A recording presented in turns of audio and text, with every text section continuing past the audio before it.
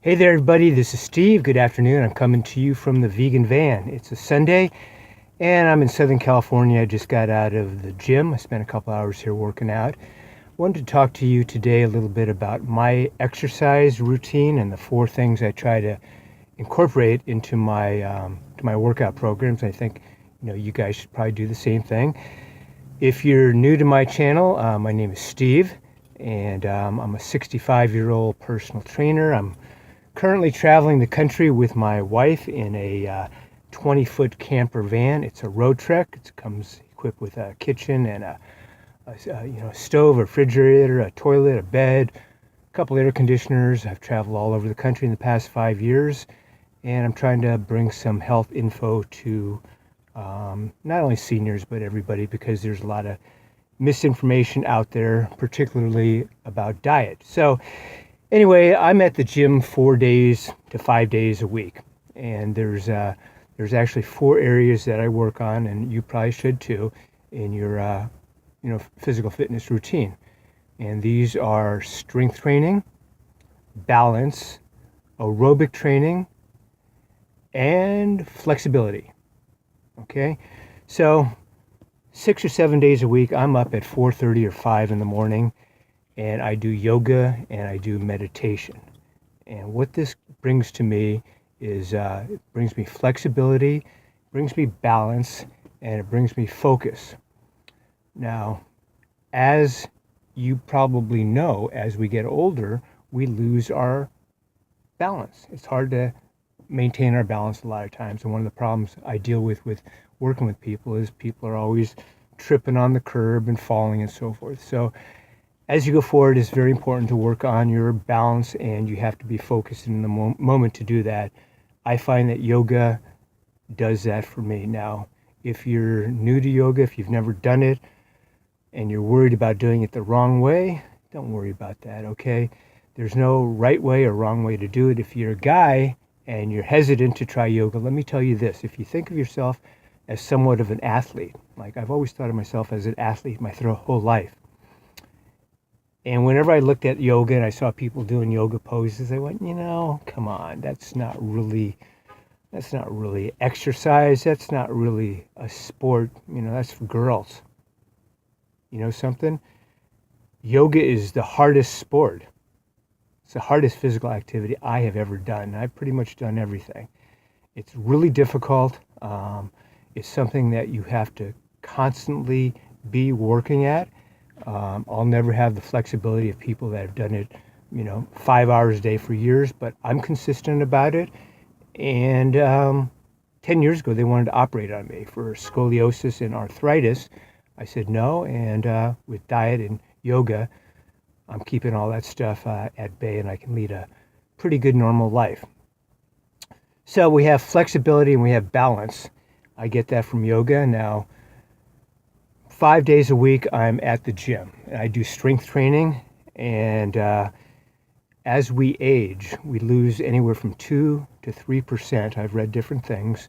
We lose 2%, 3% muscle mass per year from the age of 30 or 35 going forward. So you can see by the time you get to be my age, 65 years old, generally people have pretty poor muscle tone and muscle mass. There's only one way to maintain and build muscle, and that's through weight training. One of the recurring conversations I have with people is you can't build muscle if you're an old guy. You can't build muscle if you're over 50 years old. I'm here to tell you that's just not true. You can build muscle at any age. You just have to do it consistently. You have to eat right, and you have to stay focused. So it's very important to do strength training, because by the time you're 70 years old, like I said, you may not have any muscle tone or muscle mass left, and you're going to be really weak and really feeble, and it won't be long before you'll be shopping for a walker and shopping for a wheelchair. So don't let that happen to you, okay? Go to the gym, do it 2-3 days a week at least.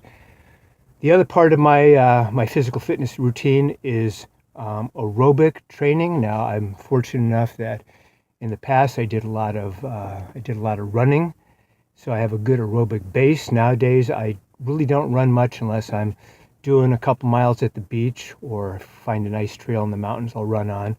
But if I'm in the city, I'm going to walk. And I'm going to walk for miles and miles a day if I can. That's going to maintain my aerobic base. So if you're into running and you think that's a good sport and you think it's a good way to maintain some sort of an aerobic base, it's true to a certain extent, but I got to tell you, it's pretty hard on your body over time. And I see a lot of people with bad knees and bad hips.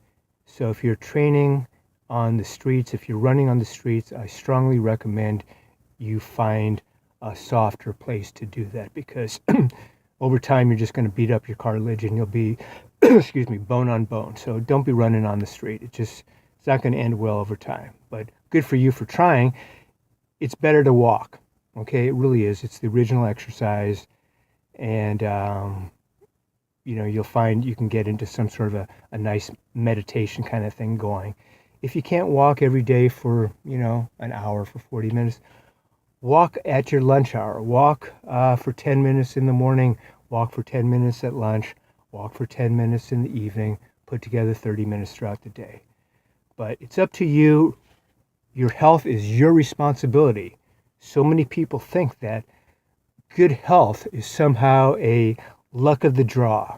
That somehow some people just are healthy and somehow some people are well, and it's just a matter of luck. And I'm here to tell you that's just not true. There's a new emerging science.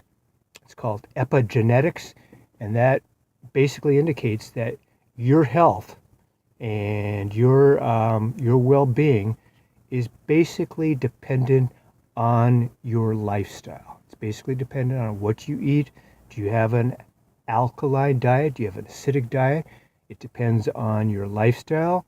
Do you sit around watching TV for hours a day, or are you out walking hours a day? I mean, it's just a matter of focus and a matter of priorities. So don't think you're a victim of your genes.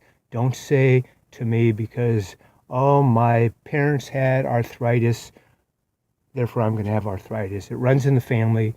Don't listen to any of that kind of stuff. There's only a few, very, very few diseases or conditions that are actually caused by genes.